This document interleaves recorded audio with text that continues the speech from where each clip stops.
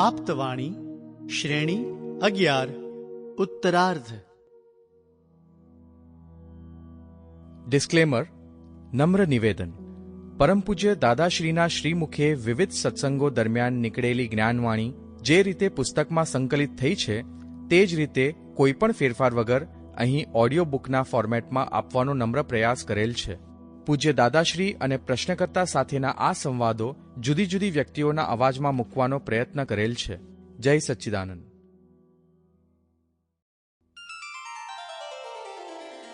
નમો અરિયંતાણમ બૌદ્ધિતાણમ નમો આયરિયાણમ નમો વજ્જાયણમ નમલોએ ધવદાહણમ ऐसो पंचड़ मुक्कारो सर्वपावपणासनो मंगलाणं च सवेसी मन्वां दवाई मंगलम.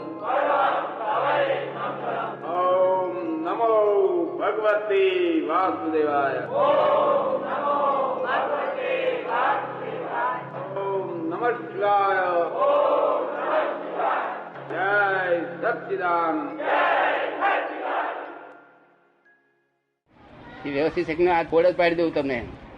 લોકોને મનમાં એકાકાર થઈ જતો છે કે નહીં થઈ જતો હોય, મનમાં ભાવતું આવે વાત એટલે એકાકાર થાય કે નથી જાય? તન્માયાકાર જેટલી વાર ભાવતું હોય એટલી વાર થાય એટલે વાત તન્માયાકાર થઈ જાય ને.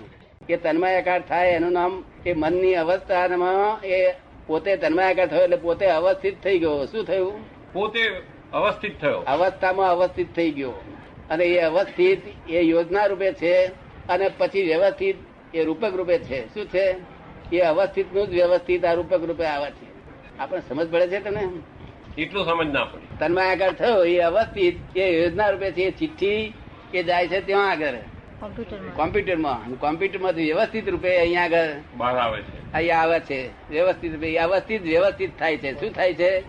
વ્યવસ્થિત રૂપક રીતે આવે છે. દાદા ભગવાન પ્રરૂપિત પુસ્તક આપ્તવાણી શ્રેણી 11 ઉત્તરાર્ધ. સમર્પણ. અનાદિની મુજ ભ્રાંતિ કરતા ને ભોગતાની, કરતા મિટે તો કટકા એ જોડકાની, કરી અકર્તા પદની ન પ્રાપ્તિ કદી, મૂંઝાયા સાધના કરી સદીઓની સદી.